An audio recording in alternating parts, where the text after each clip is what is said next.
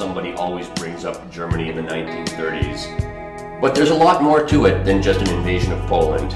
Today on Radio Free History, we're going to talk about some things you might not know about that particular time and place.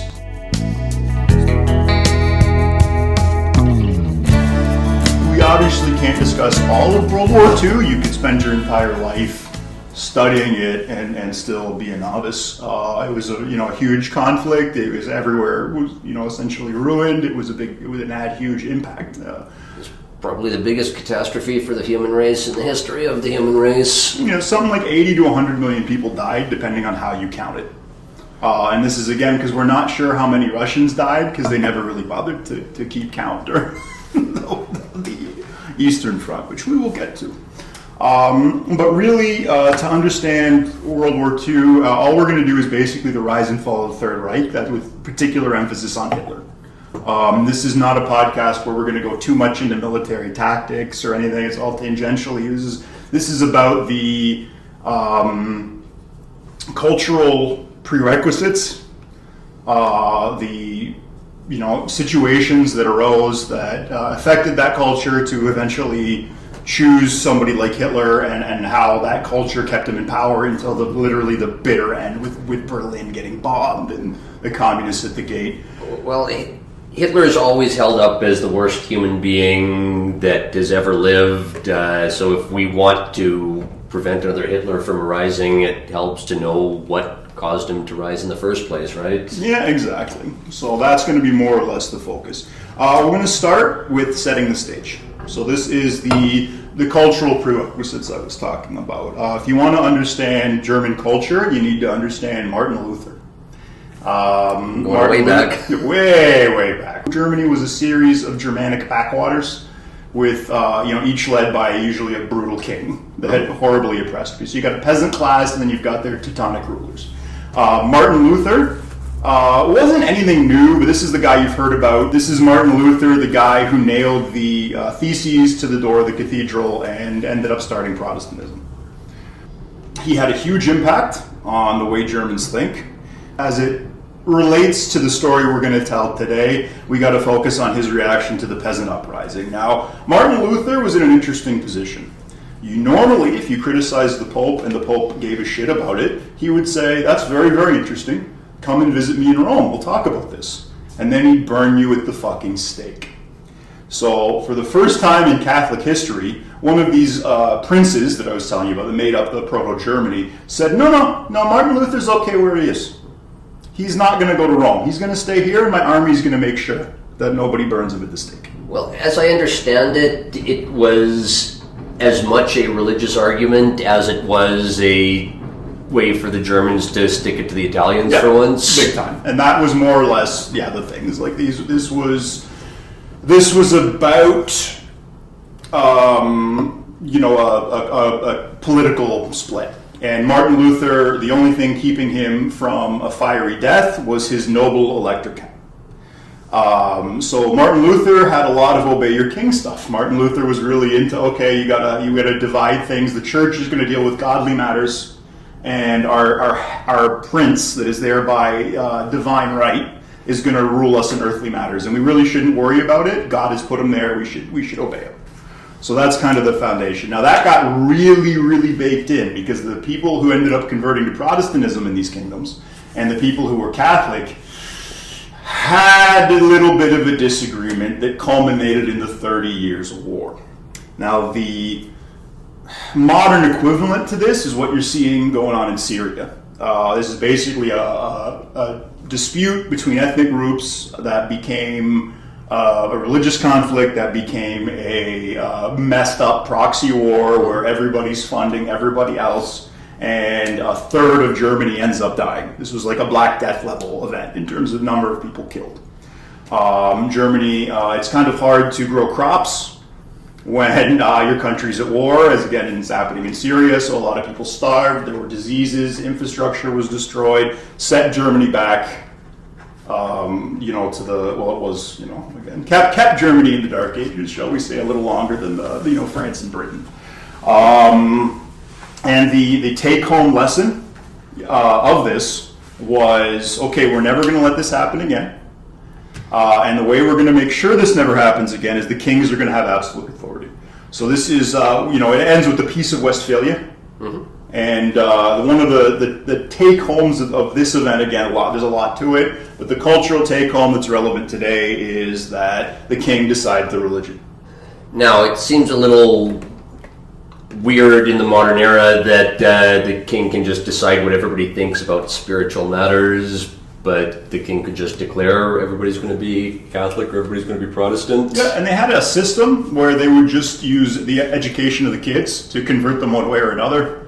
And within 20 years, if they wanted to make a fiefdom from Catholic to Protestant, they could do it. Or the other way around. Or the other way around. Yeah. This happened quite a bit, depending on who married who and who died and all this other, high drama. Now, during Martin Luther's reign, this is going back a little bit, there was a peasant uprising. The peasants were sick of being oppressed, and they said, we're going to get better working conditions, and we're going to do this with our fucking pitchforks.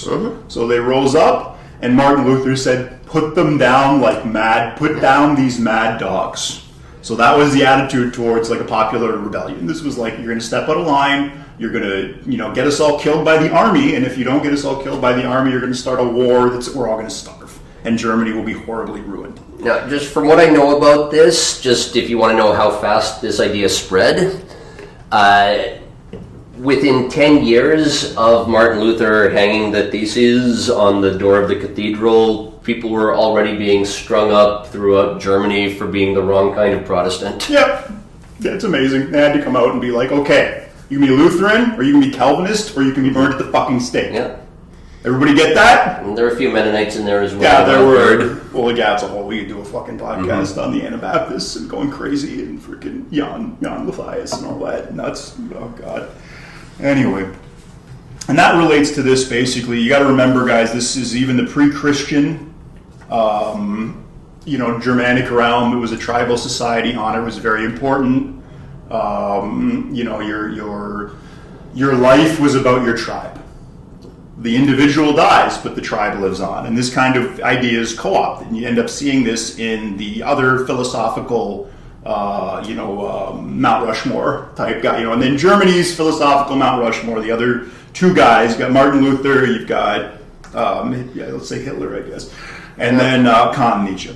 Yep. So Kant... I think Martin Luther and Hitler may have had similar opinions on Jews as well. That they did. Martin Luther was not the biggest fan of the Semitic peoples, and he wrote a pamphlet called The Jews and Their Lies.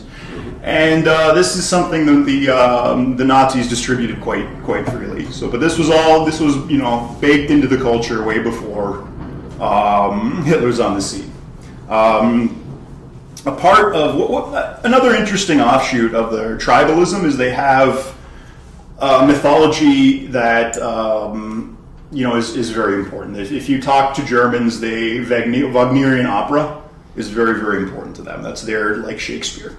One of the things that of the greatest Wagnerian opera is the Ring Saga. This is not only did it arguably largely inspire Lord of the Rings, but the main character in it, at the very, very end, has all of his enemies are at the gates of Valhalla, and Wotan, the main character, says, okay, well, everybody's going to die, and brings it all down on top of himself in a big orgy of death and blood and fire and that. So that's important later, spoilers.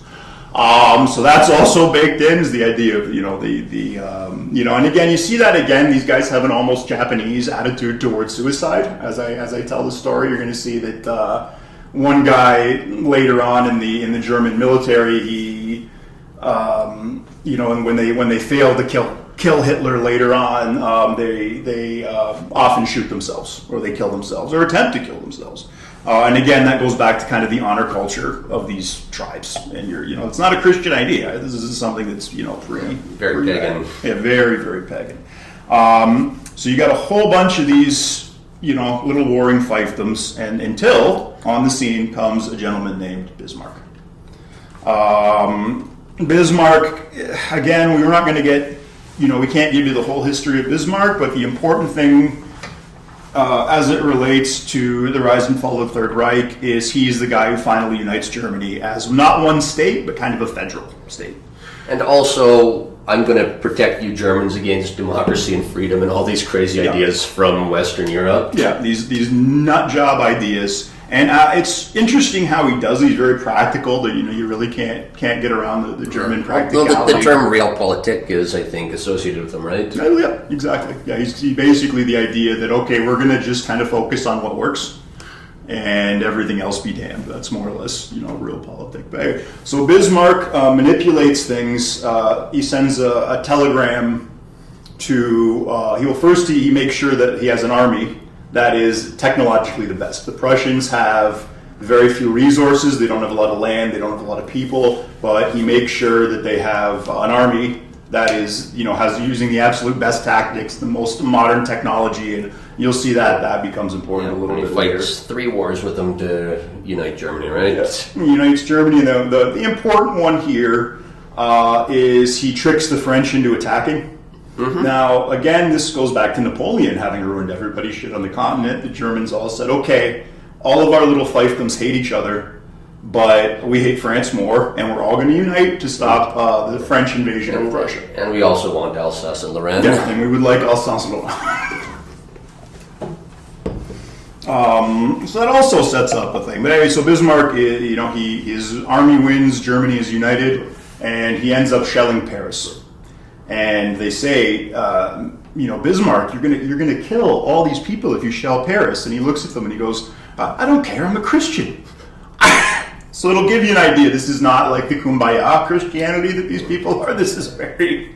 Now, just a little footnote here, something of interest. This is the 1870s when the Americans are largely expanding west, and you'll notice that a lot of German immigrants populate the American Midwest. Where do you think they got the money from?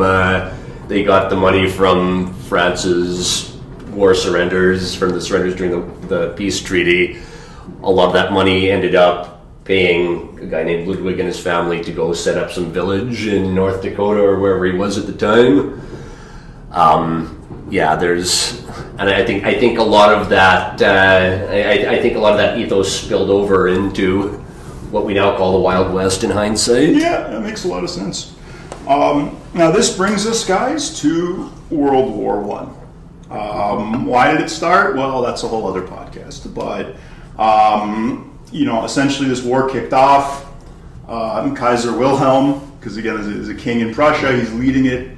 And the military. He called himself Kaiser because that's the German word for Caesar. Yeah, that. There's a hint there. Yeah, exactly.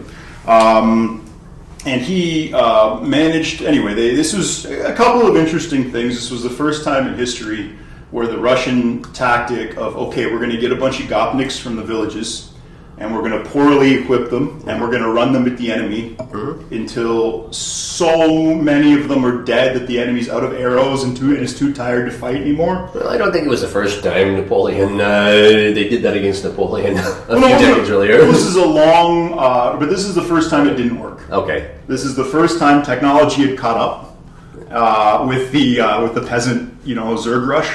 And, you could have a machine gun emplacement that would just happily mow down freaking Gopniks all day with German efficiency. And, anyway, that led to, Russia losing, yada, yada, yada. The communists end up rising out of that. Can you imagine if Russia ever found themselves in a war where their Gopniks were just getting mowed down by a bunch of machine gun bullets? Like, I'm just trying to picture what that would look like in maybe the year 2022 to 2024 and ongoing. I'm just glad that that's not the world we live in. I'm glad we learned the lesson of this war, and we're not going to have any more of the trench warfare in these areas. So the military is good at math. Kaiser Wilhelm is not. So the military, even after defeating Russia and imposing this humiliating peace treaty where they took like a fifth of Russia's population and basically, most of their land, the Americans enter the war on the Western Front. This is Germany's Western Front. And the Germans military does a quick calculation and they realize there's no way we can produce enough stuff. Because again, wars come down to this level, a battle of production. Yeah.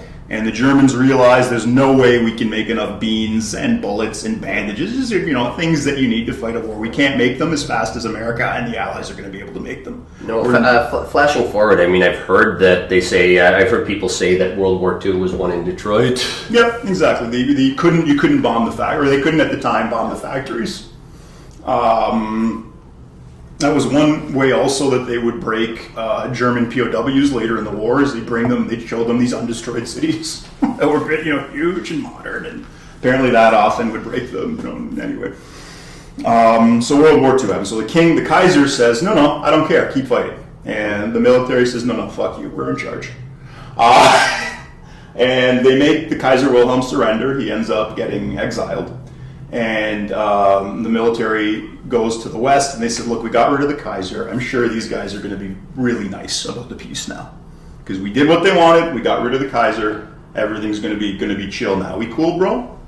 We cool? No, the French were not cool. The French had lost a whole generation of people. They were bled white. And they also, the Franco-Prussian War was still fresh in their mind. And the shelling of their beautiful capital. No.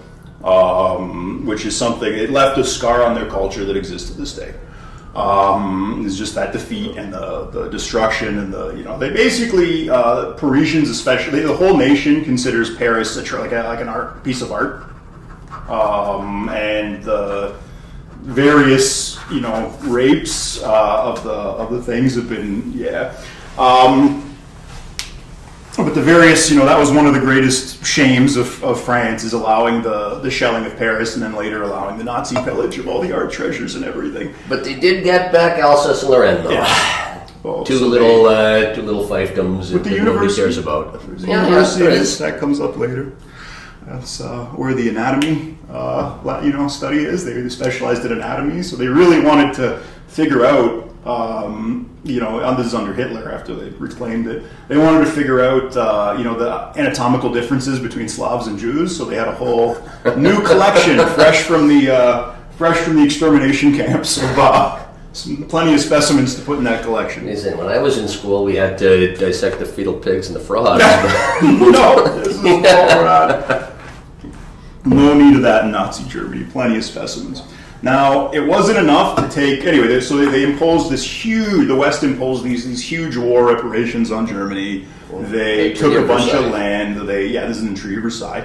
And as if that wasn't enough of a humiliation, the French made a point of using their Algerian soldiers to guard this predominantly German territory that they annexed after Versailles. So the black soldiers, as sometimes happens, were lonely, and they bred with the local women. And even before Hitler came to power, before Nazism, there was a big scandal of all these half-black kids. They were called the Rhineland Bastards. If you need a laugh, I want you to Google that, to the Rhineland Bastards, and see some of the propaganda. It's like they don't make them look like black. They make them look apes. It's like apes, walking around. Like they make literally like a chimpanzee. Is like how they're depicted. But so Versailles happened. So the military, they gambled, they lost. They didn't get a peace that would satisfy their honor. And the West not only said that, but they said you don't get to have a military anymore, to this very militaristic people. And they said you don't get a monarchy, you have to be a democracy now. And they said, what? Democracy? What are you talking about? Because again, Bismarck had done things like established employment insurance to make sure that the communists, he'd really laid the groundwork of you don't need these things. I'm going to take care of you. Don't worry. We're going to have insurance. We're going to make sure there's a social safety net, and that'll keep everybody happy. Democracy was, I guess, it had been established for about 100 years at this point in the very west end of Europe, but it's not like now where it's just taken as a given that, of course, democracy is the most enlightened method of government, even though I think now people are starting to question that assumption again. Well, it was this alien form of government that they imposed on the Germans. They took, various ideas from the three democracies that more or less put this together, the Americans and the French and the British. And it was just such an alien idea to a German. What do you mean? Our whole culture is about obeying your king. If we step out of line with the king, we get killed, and there's a 30 Years' War and everything. Fucking Napoleon ends up taking over. So That's the man, and this is where they kind of put democracy. And I guess the parallel might be the Iraq War, when the Americans, hey, you're democratic now, and the Iraqis said, what the fuck? But basically, like the Germans, especially at the time, they've been westernized since. But when I was bouncing, I worked with a lot of Iraqis, and these were like cosmopolitan Baghdadi types. And I said, look, how can you support Saddam Hussein? Because they all were really big fans of Saddam. He was a monster. He did this. He fucking killed journalists. He used rape to keep the tribes in line. And they said to me, when Saddam was in power, I didn't have to lock my door. Mm-hmm. I could go to the market and it was full. I could walk down the streets. There was no crime. There was no strife. When the Americans invaded, the first thing that happened is there was a riot. And from then on, there was no peace. That's what they value culturally. I think it's what most people value at the end of the day. You can write thousands of political papers, but if people's basic needs aren't being met, then you tend to get disorder in the streets, no matter how enlightened your theories of government are. Well, and all of the it also set up a situation where all of the institutions that you need on board to make a democracy work were all anti-democratic. Mm-hmm. So you had the army, the courts, the bourgeois. Everybody they thought democracy was just a terrible idea. And again, you had a culture that didn't value. This is a really weirdly Western thing that we want to voice in our government. Most peoples that I've talked to don't care as long as they want somebody else running it in a way where they can go about their business, and they don't really, they don't want to deal with anything else. If you go back and read Bishop Robert Filmer during the debates on the divine right of kings in Britain, his argument was, you think the people should have a say in how they're governed? Have you looked at the people? You go to any Waffle House in Alabama and tell me that these are the people you want having a say in government. It's like, go 20 minutes outside of any enlightened cities, quote unquote enlightened city. Exactly. Look at half the people in the enlightened cities as well. Exactly. And that brings us back to this national myth. Because again, you have the real history and then you have the myth. Mm-hmm. And the myth that started in Germany is that, hey, we didn't get defeated on the field, even though they would have, because they couldn't do math. They said we got stabbed in the back. And the idea was that these awful fucking social democrats that ended up holding the bag for the military, because the military was like, okay, we're not going to take any responsibility for the Treaty of Versailles. We're going to hand it off to this democratic government. These are the guys left holding the bag. So they got all of the blame for this very unpopular mutilation of the Reich. They lost a ton of territory in the east that they'd just gotten from Russia. They lost, a bit of territory in the west that they'd gotten. It was just a national humiliation. It left a whole bunch of people grieved. And it also left a whole bunch of military-trained people used to that kind of structure, used to that, authoritarian way of doing things, that now had no jobs and nothing to do. Which is another parallel with Iraq, but it's anyway. Focus on this totalitarian hellhole. And again, your average German who'd always been like, hey, if I just go along and to get along, everything's going to be fine. Well, all of a sudden, because they can't pay back their war debt, they have hyperinflation. The government has to print money. And all of a sudden, your bank account and your wage can't buy potatoes or carrots, and you're starving and you're hungry and you're miserable. And this led to a situation where all of these guys who had been army officers and thugs and anybody else who's disreputable started forming into these fighting bands and started having fist fights with each other. There was all different kinds of them. There were the Bismarck Youth. There were communist fighting leagues. There were all kinds. This is the Germany. I'm picturing that movie, The Warriors. Yes, essentially, yeah, Warriors or Gangs of New York. Yeah. That's I think the best depiction of what you kind of see, or just really if you look at any soccer game in Eastern Europe. Yeah. If you just kind of look at what happens after, that's more or less. They're wearing a different colored shirt than our guys. Exactly. Charge. So you got a whole bunch of grieved people who are used to regimentation and are, okay, well, I'm going to keep fighting. The war is not over. And that is the situation that our antagonist or protagonist Our anti-hero. Our anti-hero steps into. So I got to tell you a little bit here about the history of Hitler. I'm going to focus a lot on Hitler. His force of personality is a big part of what made this era of history happen. It just goes to show you the power of personality. One thing I want to make very clear: Hitler is a shitty theater kid. That's Hitler. Hitler was a sickly young man. He was skinny. He was on the small side. He was born in a kind of poor ass-end border area of Austria. So it would be, it's like a kid being born in Niagara Falls. It's like, was he Canadian? Was he American? Was he Austrian? Was he German? Well, culturally, he was kind of both. Fun fact: Hitler's family is known to have a lot of Czech blood. So, given what ends up happening to the Czechs later, that's a little bit ironic. And some of the things Hitler said about the Czechs. Some people say he might have even had a bit of Semitic blood in him as well. Yeah, that's always been kind of suggested. It's his mother. Basically, the Hitlers were very, very poor. The paternal, like all the male Hitlers had kind of a bohemian way with women, is how it was put in the history books I was reading.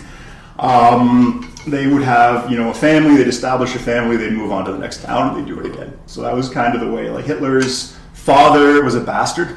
Yeah. That was again this is a very Catholic Austria, rural Austria. So this was a big deal. And essentially, his surname for most of his life was Schicklgruber. Was that him or his father? This is his father. Okay. For most of his dad's life, it was Schicklgruber. This is before Hitler was born, but at about 39, Alois Hitler became Alois Schicklgruber became Alois Hitler. And it's interesting that, you talk about like a butterfly flapping its wings and a hurricane happening. This is a history example. You've got this guy comes back and claims his bastard kid and gives him his name. We're not really sure why. That's been lost to history. But if he hadn't done that, you would have had Adolf Schicklgruber. Now, it sounds funny to us, but this would be like, if you can imagine a guy named like Cletus Clampett. Said in the most, again, the Bavarian and Austrian dialect of German. It's the equivalent of the Texas or Newfoundland, a variation of English. It doesn't sound very couth. It's to the point where Schwarzenegger can't do his own voiceovers because he has a very thick Austrian accent. It would be like if everybody talked like a cowboy in one of our movies. Like it's that, it's very noticeable. So that's one of the things that Hitler had to actually do was try to fix his accent. We'll get to that in a minute. Hitler hated Jews from the earliest time in his life. He hated Jews. He says in Mein Kampf he didn't, but according to his friend, he had one childhood friend. He went on to be a musician. He did very well in music, but he wrote a book called The Young Hitler I Knew. And that sounds like a love letter. Yeah, there's not a lot of creative titles. I don't know if it's the translation from German or what. It's very straightforward, the names of these things. I think the German language is pretty straightforward. Exactly. They're a straightforward group of people, and that's why they get into so much trouble, because the culture is about going along to getting along. And efficiency. So these are two things that as long as everybody's kind of, working together, it can be a great thing. But it can also, if some nut gets in charge or there's a bad idea at the ruling class level, that there's no defense, there's no immune system in the population. It's just okay, we're killing Jews. Okay, that's what we're doing. The king said we're Catholic. Yeah, the king said we're Protestants. We're Protestants. Just don't want to starve. So whatever he says goes. So Hitler came up. He was his dad was a minor customs official. This is a border town, so he was he was one of the guys who make sure the person you pay to look the other way. Essentially, yeah, that was it. But so he was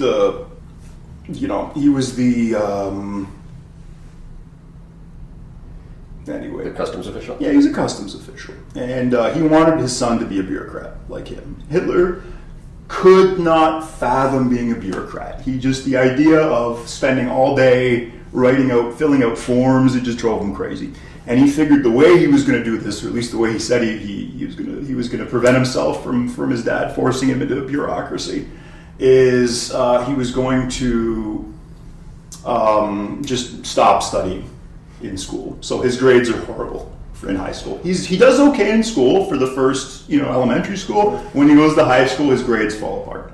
It's to the point where he ends up leaving school at about grade 10, roughly that age.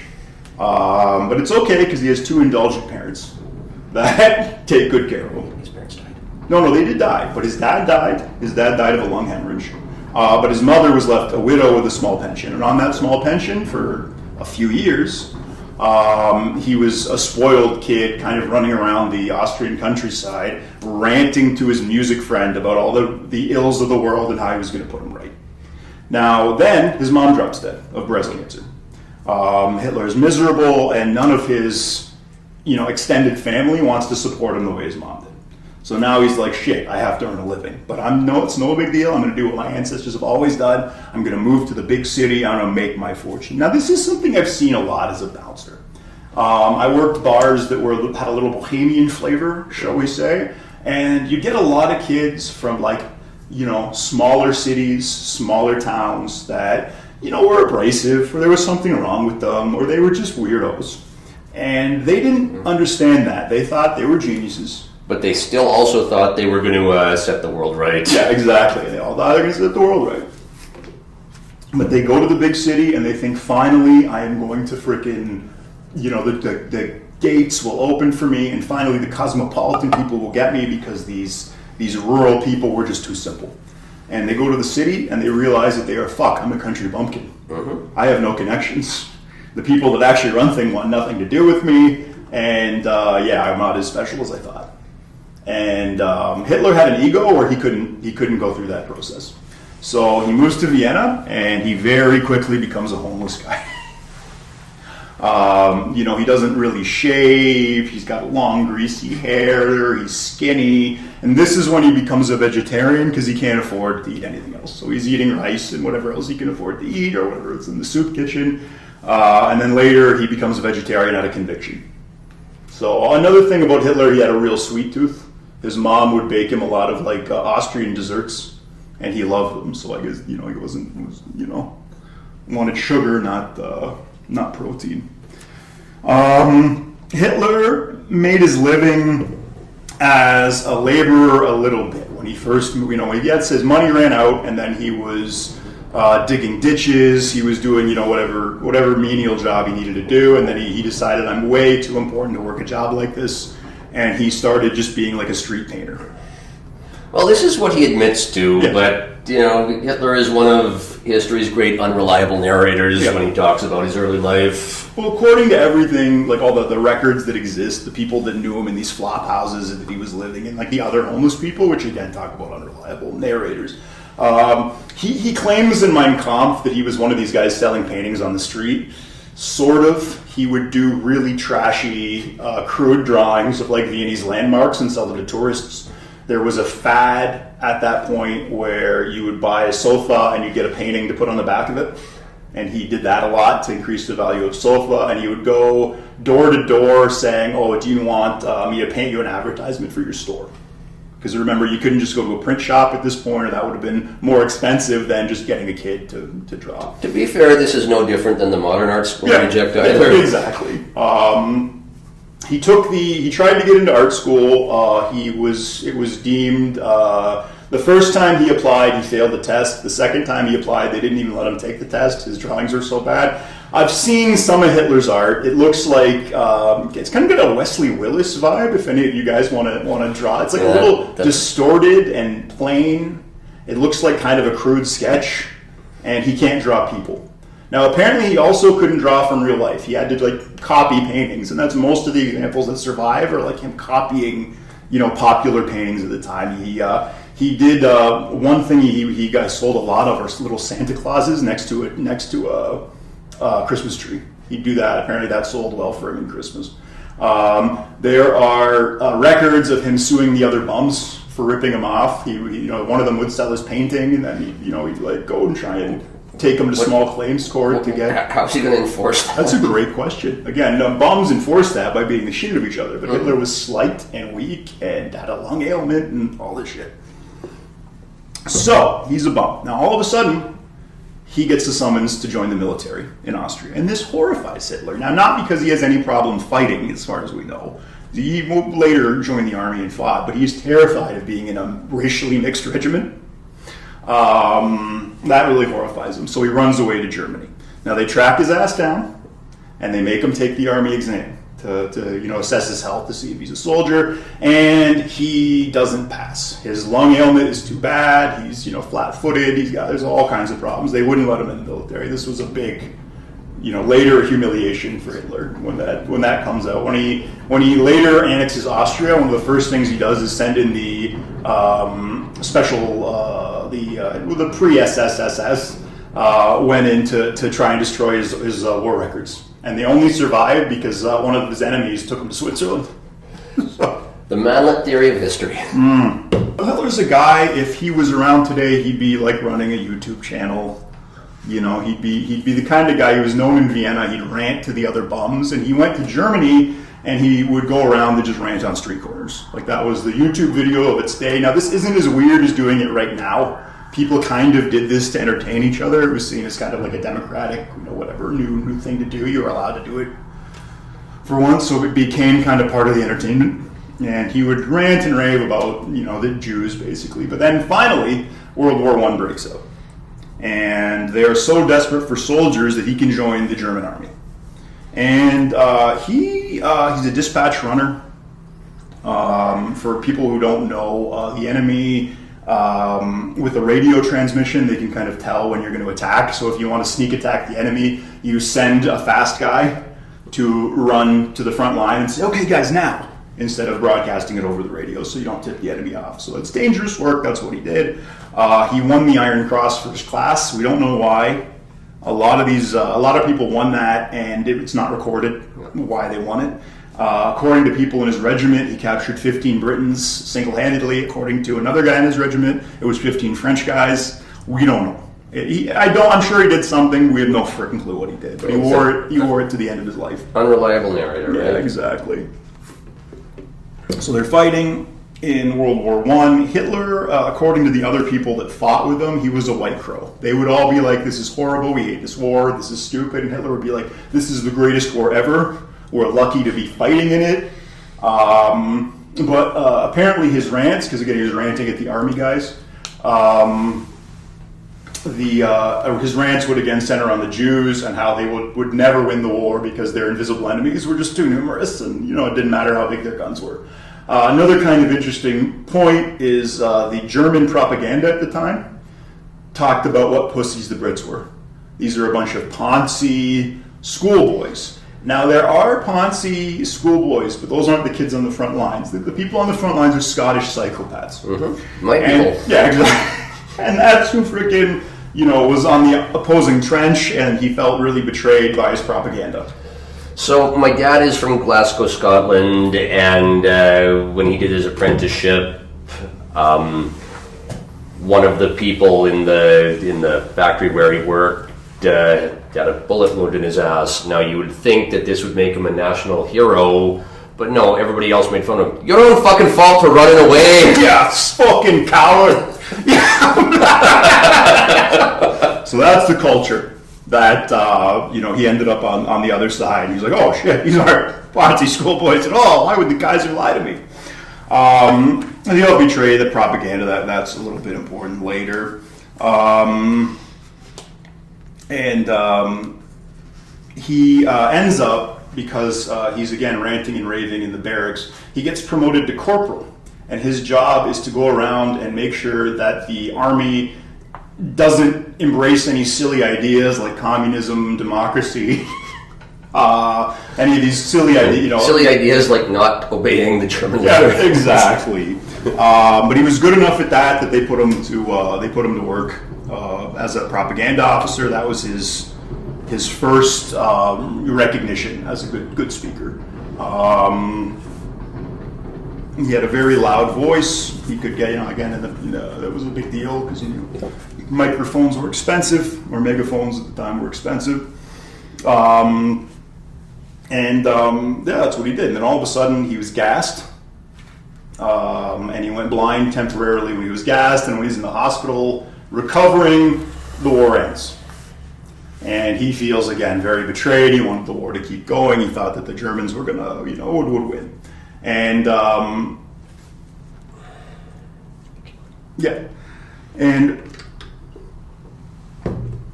this is, again, so you have as the Versailles Treaty is imposed, and you have the conditions that we talked about, kind of like a tornado forming.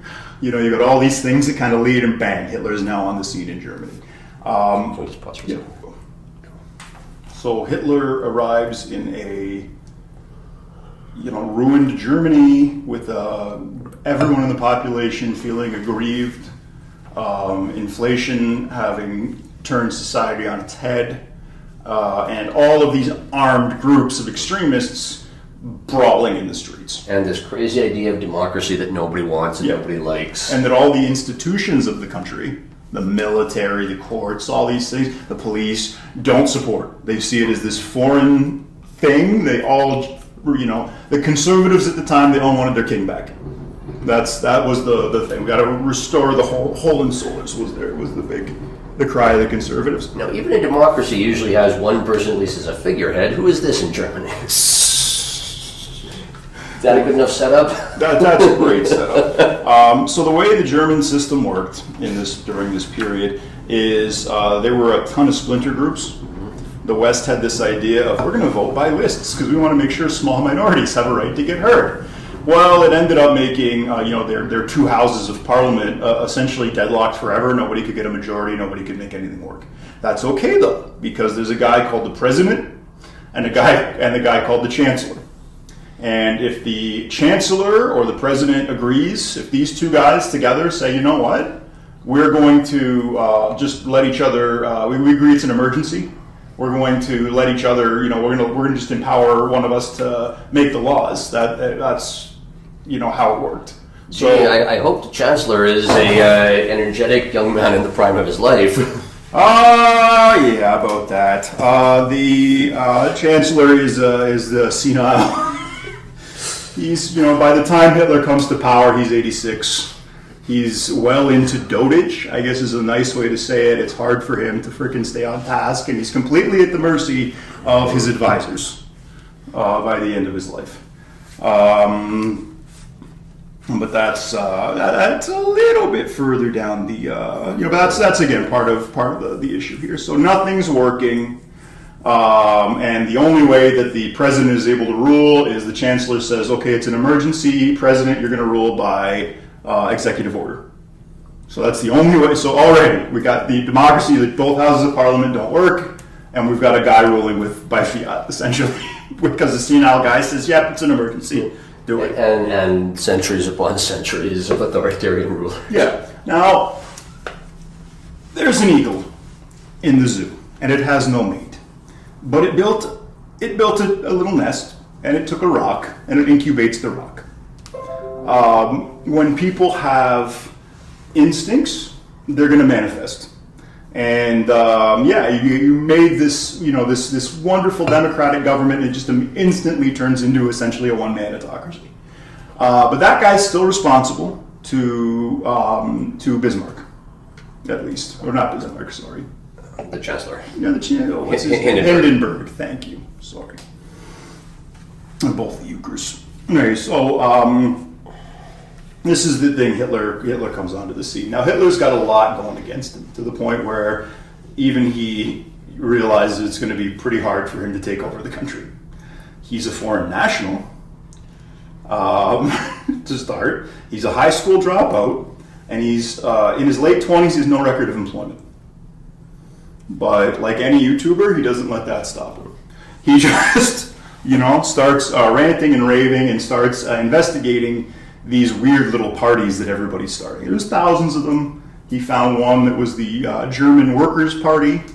They were going to establish peace and prosperity along working class lines. He showed up to the meeting. There was 6 people. He was the 7th. It was pretty miserable, but he was like, "Hey, this is such an unimportant group. I can join it, and I can, be the leader of it just by, force of energy and personality." And he does. And he is right. You can tell technology is a big part of this. He starts using a mimeograph to print out invitations to these rallies that he's trying to hold. And he finally collects enough money that he can start advertising his speeches in the paper.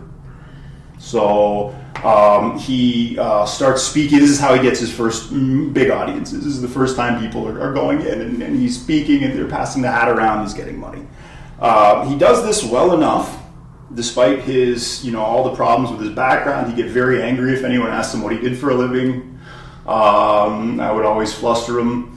But he catches the eye of a homosexual, older guy who is in touch with monarchist circles, conservative circles. These are all the moneyed people that make up the actual power structure of a state for the most part. I'm sure he's in touch with a lot of young, ambitious artists as well. Well, it's weird. Again, there's no evidence that Hitler was gay. There's a lot of evidence of him being a weirdo. We'll get to that when we talk about his personal life a little bit more. But even if there's not a lot of evidence of Hitler being a sexual weirdo, there's a lot of evidence of Germans. Yeah, exactly. Yeah. We know Germans. We can, the tighter wound the group of people, the more, the more they're able to deny themselves, the weirder the porno. I don't know why. That's just something I've noticed about cultures and what they produce. So Hitler, he catches the eye of these locals. They start giving him money to live. They start paying him essentially to be an agitator. And he's a great speaker, and he's a great organizer. But he's one of a bunch of these little groups. Now, thankfully, the central government, can't keep its head above water. And in Bavaria, which is where he's in Munich, in Bavaria says, screw this, we're going to have our own independent republic. And it started, again, they had kind of a communist uprising that the military brutally put down. Then they had a right-wing uprising that the trade unions put down, weirdly enough. They called the Kapt Putsch, and the workers said, okay, yeah, you're in the streets with your soldiers, but we're not going to do any more work as long as the military's in charge. So fuck it, okay, it didn't work, Weimar's back. But the courts were largely anti-democratic. Like they really didn't like this democracy thing. If you were a right-wing agitator that wanted to bring back the monarchy, you get a slap on the wrist for your crimes. If you were a Democrat, holy shit, they'd throw you in jail for for however long, and they were really, really hard on you. So Hitler's, he gains a following. There's a left-wing uprising that scares people into making a big right-wing uprising. So Bavaria declares its independence, and there's 3 guys, an old general and a couple other intellectuals that make up the triumvirate that are going to try to run this country. And Hitler's really worried that these guys are going to say, screw it, we're going to go join Austria. Because Hitler wants all the Germans to be united under one strong government. So he says, I know what I'm going to do. I'm going to get all my fighters together, because remember, he's head of a fighting league at this point. They got around the prohibition on fighting leagues by saying that they were the gymnastic arm of the Nazi party. So they're like, no, we're just doing combat sports. This has nothing to do with, and gymnastics. This has nothing to do with street fighting. We're not an army at all. And so, yeah. So he does that, and anyway, there's basically a comedy when Hitler finally tries to take over this fledgling government. And his idea, Hitler says, I'm going to get my brown shirts. This is the SA at this point. We're going to march into the beer hall where these 3 leaders are with their other grandees. I'm going to point my gun at them, and I'm going to say, you're going to frickin' join my government. You're going to be in my cabinet. I'm now leader. And we're going to march on Berlin the way Mussolini marched on Rome, and we're going to be happy, and we're all frickin', girls with frickin' new OnlyFans accounts, and we're thrilled. So they're off to the races. Now, it turns out these guys didn't exactly want an Austrian corporal who had no employment record and was just a bum just coming in and telling them what to do. So they're very, very, they just won't speak to him. He's pointing a gun at them. This means nothing to these German officers. They've just fought World War I. They're like, what, is one gun? One of them says, you can shoot me, but I'm not going to follow you, Herr Hitler. So what does Hitler do? Yeah. So what Hitler does is he goes, okay, guys, we're going to get you in the side room. So he goes in. I remember this is in a big bar. So he grabs the 3 of them, the SA, This is Hitler's private army at the time. It's called the SA. It's not really an army, it's a bunch of thugs. And they grab these guys, they throw them in the back room. Hitler then goes into the back room, comes out and goes, okay, they agreed to join me, guys. And everybody is very elated and happy. And yeah, okay. And he's like, we're going to march on Berlin and we're going to restore the Republic. But before they march on Berlin, they got to go march on the cop shop. So they got to go down to the local police station and actually take control. So all the SA guys, they unfurl their banners. And there's other fighting leagues, too, that are unfurling their banners. Because, again, these are German pagans. So these guys are, want to fight under a big, a banner. Like it's, some kind of, Warhammer game or something. But anyway, so they march down and they make their way to the police station. Finally, somebody starts shooting. We're not sure who. Some people say Hitler starts shooting. Some people say the cops start shooting. Either way, 16 Nazis die. Hitler falls to the ground, gets up, runs away. Mm-hmm. One of the generals, or the general that he was trying to force to follow him, just kept walking through the gunfire and just walked inside the police station and was promptly arrested and said, but anyway, Hitler was counting on the military and the police rising up with him, and when they shot him or shot at him and killed a bunch of his stormtroopers, it was a shock. And Hitler was charged with trying to overthrow the government and was put in jail for a few years. Where he got to write about his struggles. Exactly. He wanted to. It was a ridiculous title that he wanted. He's like, it was supposed to be my struggle against stupidity, ignorance, and this long title. And his publisher finally got him to keep it. Okay, we'll just call it Mein Struggle. Okay, all right. A guy named Rudolf Hess. He's a little important later. He takes most of the dictation. Hitler doesn't actually write it. Hitler reads it to Hess. Hess writes it down. This is Mein Kampf. This is what Hitler does with his jail time. Because remember, he's now, once he gets out of jail, he's banned from speaking publicly for a term of a few years. He's banned from running the Nazi Party. He's banned, all these things, he can't run his newspaper that he was running. Like, they did everything they could to gag him. From what I know about Rudolf Hess, he was just like a misfit kid who was desperate to belong somewhere. If you need a good laugh, if you out there in internet land are having a hard day, I want you to Google Rudolf Hess and look at a picture of the guy. And if you don't laugh, I don't know what to tell. He's a ridiculous looking person. You can tell he looks like a retarded puppy. Yeah. That's kind of like the only vibe I can get off this guy. Anyway, he it was one of these kind of simpletons that Hitler surrounded himself with that were just like Mein Führer. They just were basking in the brilliance of his oratory. That's more or less who Hitler liked. But Hitler came out of jail, and the one thing they didn't, and he realized in jail, we'll talk one more thing. He goes, okay, if I'm going to take over the government, I'm going to have to do it legally, because my frickin' thugs, that many of whom are gay bar bouncers, which is something that's always lost in history, are no match for the German army. So I've got to get the German army on my side. I've got to take over some of these institutions. Because it didn't work when I didn't have the backing of the army, and we're going to have to try better. Hitler comes out of jail, and he is not banned from organizing. So they changed the name of the Nazi Party. They go back to having a fighting sports league instead of a combat league. And he goes around just organizing, getting money. And again, he's seen now, because he's famous. Now, Mein Kampf, they told the publisher, this is going to be like a story of the Beer Hall Pushed. This is going to be like a lively, and it was just a 900-page rant on Hitler's view of frickin' the world. There's nothing about the Beer Hall Pushed in it at all. But the amazing thing about it is if you read that book, well, first of all, you end up on a government watch list. But there are free PDFs available online. If you read that book, it's just amazing. He said exactly what he was going to do, and he did it. Yeah. There's one chapter on his eugenics program. There's one chapter on what he wanted to do to the Jews. There's one chapter on creating an army of stormtroopers. It's just... Yeah. You can't say that he didn't tell the world exactly what he wanted to accomplish. Yeah, you can tell Stalin didn't read the book. It was a very long book, and you can tell nobody read it. It was sometimes joked in Germany that it was the best-selling book nobody ever read. It's just very dry.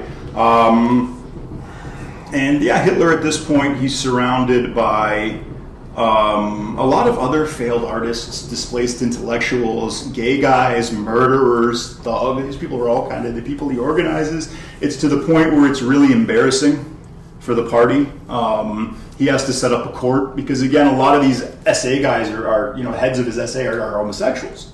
So they're, if you read their correspondence and some of the cases that come before the courts, they're like, fucking each other's boyfriends. There's all kinds of like fag drama that's going on, and Hitler loves it because there's so much fag drama that they can't conspire against him. Yeah. A bunch of bitchy gay guys are not a group known for being able to keep secrets. Yeah, exactly. And basically the party said, look, you talk about morality and restoring the old way, but you're going to enable these people. And he said, who is anyone to judge the material that comes to hand? I'm using what's available. And that was he's very pragmatic at this point. He's not later. I'd say if Hitler gets a lot of credit as being a genius. Was he a genius? He kind of learned to sum up working class, poor, desperate people. He kind of understood that. He had his finger on the pulse. His time in Vienna as a bum put him in touch with the way the rank and file, the masses actually thought. And that enabled him to outmaneuver the ruling class of Germany. If you're trying to game the system in a democracy, it helps to know what the masses want, for better or for worse. Exactly. No, it's funny. Everybody talks almost like they want to LARP the late 1930s, saying, okay, we need to stop the next Hitler from arising, but I've never heard any of these stories before. Yeah, it's the thing. Like the fact that they had hate speech laws, he was in jail. They banned him from speaking. They did everything that is posited as potential solutions to these kind of groups gaining authority these days. It was tried in Weimar and it didn't work. So again, it's because this part of the story, for whatever reason, is not emphasized. And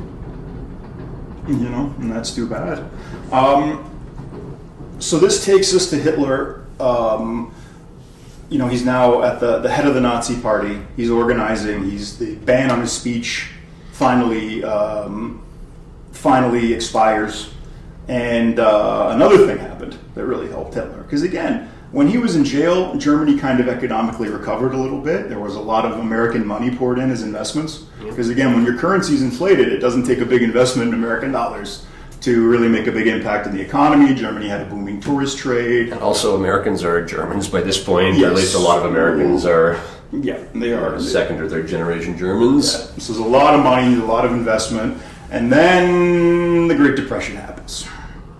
And all of the investment dries up. All the government loans that were financing this recovery come due. And Germans are hungry and miserable again. And there's been a guy working for years, organizing all the miserable, hungry thugs into literal brigades to... In a storm, people look for any port, and that port is stability. Yeah. And keep in mind, people weren't just becoming Nazis, people were becoming communists. The communist parties at this point were directed from Moscow. The wealthy, the moneyed people were terrified of a communist push. And that's why a lot of money started flowing into the Nazi Party at this point. We know some of it. We know who some of it came from. We don't know who some of it. Others are. It's lost to history. But a lot of money, a lot of important German families, a lot of big companies that are still around dumped money into the rise of Hitler, and that enabled him to really get his propaganda machine off the ground. And end up having a huge impact. And again, because of this beer hall push and his imprisonment, he's now a national figure. So he's now got the status to talk. Every movement needs its martyrs. It helps if those martyrs don't need to die. Yeah, exactly. And one thing you see, Hitler's it's very easy for everybody else to kind of not take him seriously. But in Germany, it's not. You hear a lot of talk about dog whistles these days, but in America, he had a Charlie Chaplin mustache. In Germany, he had a little mustache because he'd been a veteran, and they needed to make sure that their gas masks got a tight seal. So that's why he had the little mustache, and he kept it as a sign of I'm a veteran. I was in the shit in the trenches. So yeah, he kind of, he gains credibility. As everything goes to shit, you can just see, economically, you can just see the support for Nazism rise and rise. Finally, the Bismarck, Hindenburg, pardon me. Finally, Hindenburg is senile enough, and his son becomes a fanatical Nazi. So one of his advisors, is now a Nazi, and he gets his dad, to say, look, it's not going to be so bad. Just let Hitler be president, and we'll keep him in. He'll be inside the government. He'll be okay. We'll have a cabinet. We'll keep him in order. And they weren't able to do that, to put it very, very mildly. And again, World War II is the central event in the 20th century, but we seem to only hear about it as the Germans annexed a couple of countries, then invaded Poland, and then the whole world had to go to war. For as big as this event was, there's all this context that seems to be lost. Well, another thing is even something as simple as the Reichstag fire, which is how Hitler really came to power. The Reichstag is a German parliament, for anybody who doesn't know. They basically were able to find a crazy Dutch anarchist who was like a far communist who was like, I'm going to burn down the Reichstag. And they, let him in there. They, he kind of set some small fires, but the whole place went up like a tinderbox. And it wouldn't have made any sense for the place to, not to sound like Alex Jones, but the fire spread too quickly for one guy to have been able to bring in enough accelerant to do it.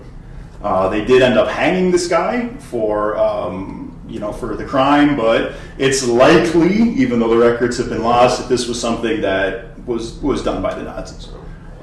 So that happens. Hitler ends up with the chancellorship. The Emergency Act is passed, essentially turning the two houses of German parliament into a rubber stamp body that have nothing to do with running the country anymore, and Hitler is now running by the decree. And the people rejoice, because this is what they're used to. This is what they wanted culturally. They wanted a king back. They didn't want disorder. They didn't want problems. They didn't want to have to think about governing. They wanted to focus on their business, and they wanted the king back. And that's more or less what happened. If you think again about the bird incubating the rock, you give these people a democratic institution, well, you're going to still end up seeing the government as a reflection of the collective will. And if the collective will is that we want a monarch to protect us, that's what you're going to see. So that's the rise. At another point, we're going to do the fall. That'll be in the next section of this podcast, and that'll be really, really interesting. And that'll talk a lot about the psychology and the technological issues that led to the fall. Well, and keep in mind, we're still almost a decade away from the actual war outbreaking, so there's still a lot of stuff that's going to be really interesting to hear about. Well, you got to build his war machine. Of course, secretly. Yeah. He's got to make friends with Stalin. There's got to be the Winter War. All this stuff happens. Yeah. So now that we've laid the scene for what happened in Germany before they became the world's number one enemy, it'll be really, really interesting to dig a little bit deeper into this. So how they ran the society, how he was able to destroy all the institutions one by one, to where there was no one, even in the military, who could oppose him.